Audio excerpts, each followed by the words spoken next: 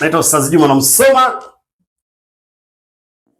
Ustaz Juma TV. Leo tuko na yule kijana wetu ambaye anaitwa Jaribuni. Jaribuni nani vile? Jaribuni Hamisi. Anaitwa Jaribuni Hamisi aka wa Kilosa. Wa Kilosa. Kabisa. Ni Mtanzania anaishi hapa Nairobi. Kabisa. Sasa napenda tuzungumze mambo mawili matatu Jaribuni. Ndio che. Kuna swala la huyu mama yetu waziri wa maendeleo na nini na jamii sio na wanawake. Yule wa kufuata utaratibu.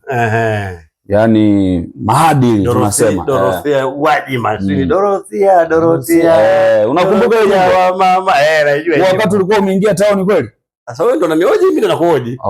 Mama swali mengi. Sawa. Acha mimi kuhoji sio nioji. Sawa.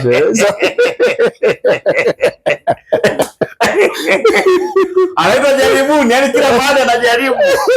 Kwenye utangazaji anajaribu, kwenye kuhoji anajaribu. Sasa tu kwenye swala la mama yetu Gwajima. Ndio. Dorothea, sio ni Dorothea ama ni Dorothea? Mimi nakumbuka ile nyimbo ya Chameleone, Dorothea. Tunaweza sema ni waziri. Sio tunaweza sema ndio waziri. Ndio waziri wa maadili ya Tanzania. Yes. Sasa bwana, kuna swala la Uncle T. Ndio. Uncle T. Ndio. Uncle T ana tabia fulani ambazo anazo. Na inaonekana ni natural ndivyo alivyo. Lakini anataka kusingizia sanaa. Kana kwamba mimi nafanya hii ni sanaa naigiza. Lakini sio kuigiza, maki ndivyo natural alivyo, hata kama nje ya kuigiza pia ndio hivyo ndo maisha yake, anaishi hivyo. Yaani ni mtoto wa kiume lakini amekuwa kama msichana mwanamke. Ndio. Mpaka kuchamba anachambana na wanawake. Nimeona mara nyingi anachambana na rafiki yangu. Kuna binti mmoja ni rafiki yangu sana anaitwa Gigimani.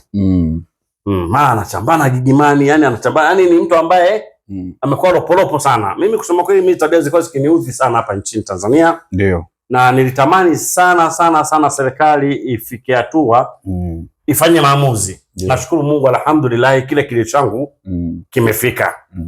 Sasa nimeona mama Gwajima, sio mama Gwajima kanisani, Gwajima mchungaji hapana. Waziri mheshimiwa. Sema tumia kauli ya kusema mheshimiwa waziri. Mheshimiwa waziri wa maadili. Wa maadili ya Kitanzania. Vijana wetu wanaharibika sana katika maadili. Mama yetu. Mama yetu. Waziri. Mheshimiwa waziri. Dorothea Gwajima, tunakuomba. Sisi tuna watoto wa kiume. Tuna wadogo zetu. Tuna ndugu zetu. Tunaumia wanapoangalia mitandao wakawa wanaanza kutamani kujifunza ama kuwa kama Uncle T. Mheshimiwa waziri wa maadili, tunatuma salamu zetu. Utuokolee vijana wetu. Maadili yameharibika. Naomba hawa wakina Uncle T iwe ni funzo kwa wengine watakaomuiga Uncle T. Mama mheshimiwa waziri wa maadili, na kuomba ili swala la Uncle T usiliwache. Wallahi sisi tulikuwa hatuna uwezo, tulikuwa hatuna namna ya kuingilia kati kwa sababu hatuna mamlaka, ila nyinyi wenye mamlaka tunaomba tafadhali mamlaka yenu yaingilie kati.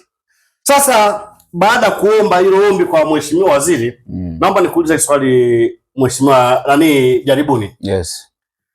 Jaribuni, wewe jina lako unaitwa Jaribuni. Na ni mengi umejaribu sana kuyafanya. Sana. Je, ulishawahi kujaribu kutamani kuwa kama Uncle T? Hapo unanikosea. Hilo swali si la kuniuliza. Hilo ni swali, unajua ukimuuliza mtu swali kama hilo inamaanisha pia naye umemdhalilisha, umemweka. Nimekuuliza kutokana na jina lako kwamba Jaribuni. Maana ni mtu unayependa kujaribu kila kitu. Hujawahi kujaribu kutamani kuwa kama Uncle T? Siwezi na haitotokea. Mwenyezi Mungu akusimamie inshallah. Kwa sababu subiri nikuulize swali lingine. Kama hujawahi kutamani kuwa kama Uncle T, je, ulishawahi kupata mtu anayefanana kama Uncle T? Akataka kukutia majaribuni kama lilivyokuwa jina lako? Wako wengi sana.